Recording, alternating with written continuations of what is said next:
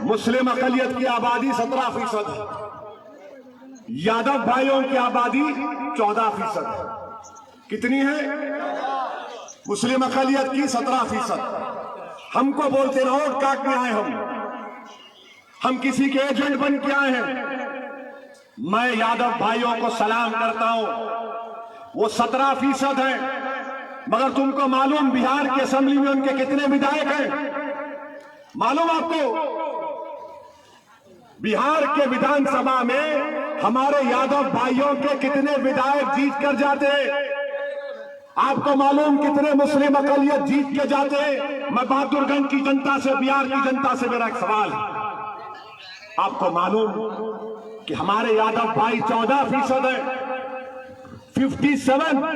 55 से ज्यादा उनके विधायक जीत कर जाते हैं। आबादी में हिस्सा 14%, मुस्लिम अकलियत 17%। बताओ तुम्हारे कितने विधायक जीत के जाते? बताओ। मैं तो एजेंट हूं ना, आप जवाब दो, कितने जीत के जाते? किसी को मालूम? आपको मालूम? किसी को मालूम?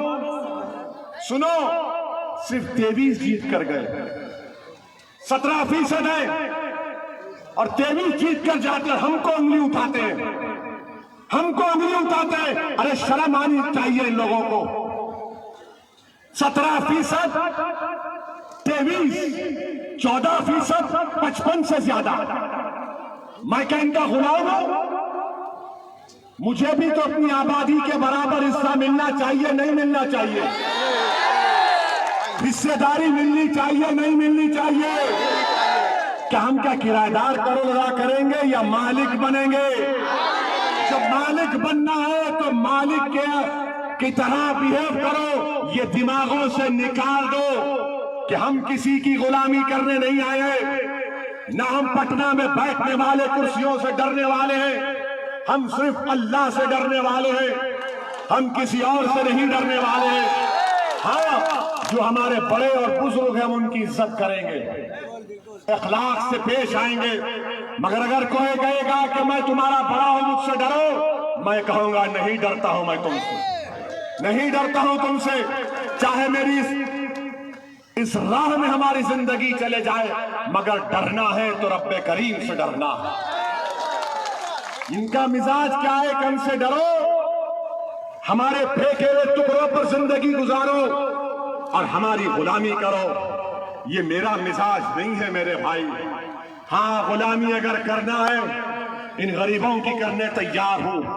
और अगर मेरे गले में किसी के गुलामी का तोख है, जिसको मैं फख्र के साथ पहनता और पहनता रहूंगा जब तक जिंदगी वफा करती रहेगी, मैं मोहम्मद मुस्तफा सल्लल्लाहु अलैहि वसल्लम के गुलामों का गुलाम। मेरे अजीज दोस्तों और बुजुर्गों, ये मिजाज आपको देने आए।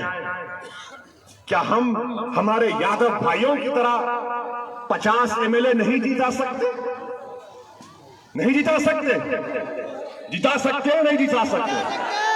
डरिए मत, खुल के बोलिए, जोर से बोलिए, पूरी ताकत से बोलिए, पूरी शिद्दत से बोलिए, इतना जोर से बोले कि पटना में बैठने वालों को मालूम हो जाए कि बहादुरगंज की जनता खड़ी हो गई है।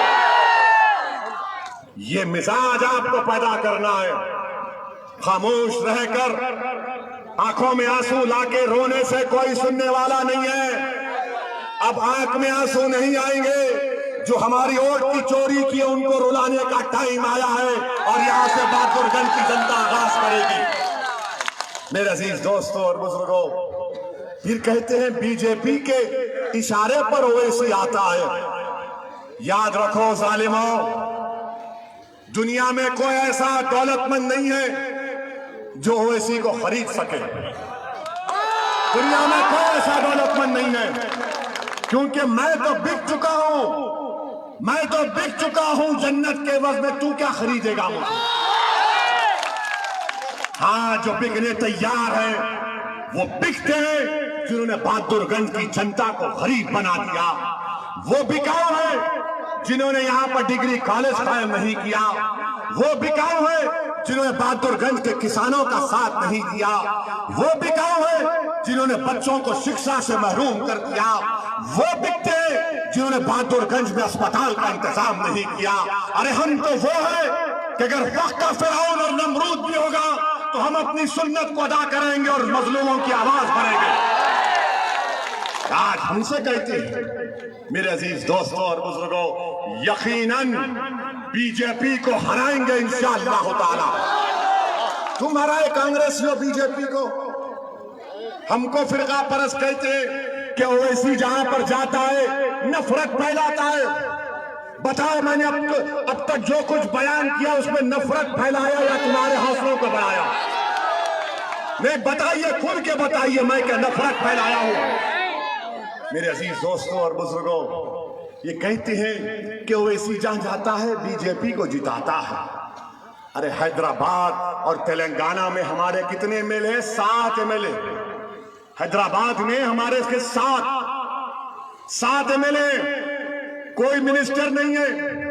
मगर जब हैदराबाद में बाढ़ आई, 48 घंटे के अंदर जो 17 लोगों की मौत हुई, 48 घंटे के अंदर मरने वालों के एक एक परिवार को 5-5 लाख रुपए का चेक हम दिला दिए। हमारे हैदराबाद के कॉर्पोरेटर्स हैं, यहां पर एमएलए बलाला साहब हैं, ये आइए, मलकपेट के एमएलए हैदराबाद के। आपको मालूम है उन्होंने क्या किया? इनके क्षेत्र में विधानसभा में पानी आया तो इन्होंने अपनी एक विधानसभा में जिस घर में पानी आया था कितना मुआवजा दिलाया मालूम आपको? 16 करोड़ रुपए, 16 करोड़ रुपए दिलाए। और यहां का विधायक नहीं, वैसी बीजेपी का एजेंट। अरे तू क्या, तेरी जमात क्या, जूती पे रखते हैं तुझे। गरीबों को मुआवजा नहीं दिलाते। 16 करोड़ रुपए हम जाने के बाद इनको रोक के पूछ लीजिए। 16 करोड़ रुपए खाली एक विधानसभा में। जिसके घर में पानी आया बोले 10,000 कैश ला कर दिए गवर्नमेंट। हम जाकर 7 एमएलए हमारे चीफ मिनिस्टर को बोले कि करना है। चीफ मिनिस्टर ने कहा बिल्कुल करूंगा। 24 घंटे में ऐलान हुआ और पैसे देना शुरू कर दिए। ये ताकत होती है, ये ताकत होती है। मिनिस्टर बनना ताकत नहीं है, गरीबों का हक दिलाना ये ताकत है। तौसीफ साहब, तुम मिनिस्टर तो नहीं बनोगे इंशाअल्लाह ताला। मेरा अंजर नहीं, इस बहादुरगंज की जनता का विधायक बनेगा और अल्लाह उसको मंत्री से ज्यादा इज्जत से नवाजेगा। वो जब पटना को जाएगा तो पटना की विधानसभा में जो भी मुख्यमंत्री होगा उसकी आंख में आंख डालकर अपनी गर्दन को सीधा करके कहेगा कि सीमांचल जिंदाबाद, बहादुरगंज की जनता जिंदाबाद। ये काम हमको करना है। ये कांग्रेसी हम पे इल्जाम लगाते। बताओ, बिहार में 40 लोकसभा की सीटें, कितनों पर तुम और राजद जीते? कितने जीते? एक किशनगंज से जीता। वो भी क्यों जीता? हमारी वजह से। अगर हम 3 लाख वोट नहीं लेते, 3,25,000 जेडीयू लिया, 3.5 लाख कांग्रेस लिया, अगर हम नहीं लड़ते तो वो 3 लाख 2 लाख से जीत जाता। अरे हम लड़े तो जीते ना। मगर अब विधानसभा का इलेक्शन है। अब आपको 7 तारीख के दिन अपना एक वोट अंजर नियामी के हक में देना है। जो लोग 20 साल से आपके वोट की चोरी कर रहे हैं, जो लोग 20 साल से हमारे बच्चों को शिक्षा से महरूम करके रख दिए, जो लोग 20 साल से हमारी मां और बहनों को अस्पताल से महरूम करके रख दिए, मैं बहादुरगंज की जनता से और सीमांचल की जनता से अपील कर रहा हूं कि 7 तारीख के दिन एक जख्मी शेर और शेरनियों की तरह पोलिंग बूथ को जाइए। ये लोग 20 साल तक हमारा शिकार करते रहे। जब शेर जख्मी हो जाता है तो बड़े से बड़ा शिकारी जंगल छोड़ के भाग जाता है। अब आप एक जख्मी शेर की तरह पोलिंग बूथ में जाना है और जहां पर पतंग छाप का निशान दिखेगा, ये सोच कर डालो, डर की बुनियाद पर नहीं, उम्मीद की बुनियाद पर, डर की बुनियाद पर नहीं, मोहब्बत की बुनियाद पर। और एक उम्मीद और मोहब्बत की बुनियाद पर पतन छाप पर बटन लगाइए। और मेरी मां और बहनों से अपील कर रहा हूं, बुजुर्गों से अपील कर रहा हूं कि आप अपना वोट नहीं डाल रहे हैं, सिर्फ आप अपनी औलाद के मुस्तकबिल का भी वोट डाल रहे हैं। मेरे बुजुर्गों, मेरी मां और बहनों, याद रखो, जब आप वोट डालने जाएंगे तो सिर्फ आपका वोट नहीं, ये मासूम बच्चों के मुस्तकबिल का वोट डाल रहे हैं आप, इन मासूम बच्चों को अच्छी राह दिखाने के लिए। इसलिए हम आपसे अपील कर रहे हैं कि 7 नवंबर के दिन आपको अपना एक वोट मजलिस के उम्मीदवार को कामयाब करना है। और आखिर में, क्योंकि जज्बाती गुफ्तगू हुई, थोड़ा टेम्परेचर कम कर देते हैं। लॉकडाउन में हमारे बच्चे किशनगंज में फंस गए तो हमारे प्रवासी मजदूरों ने फोन लगाया था तौसीफ साहब को, फोन लगाया था उनको।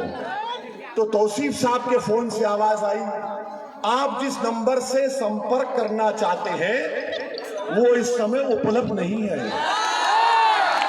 लगाया था ना फोन, लगाया था ना।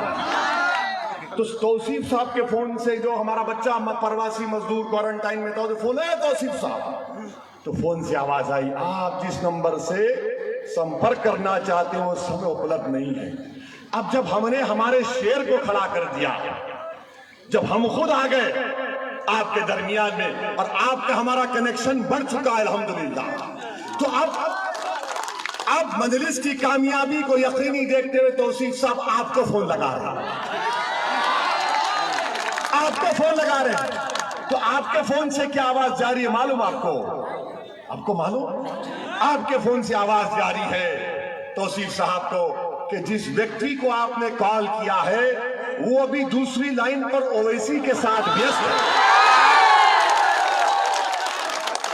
तो ये काम आपको करना है, आपका हमारा कनेक्शन जिंदगी भर रहेगा इंशाअल्लाह ताला। दुनिया की कोई ताकत इस रिश्ते को नहीं तोड़ सकती, ना तोड़ेगी इंशाअल्लाह ताला। अस्सलाम वालेकुम व रहमतुल्लाहि व बरकातहू।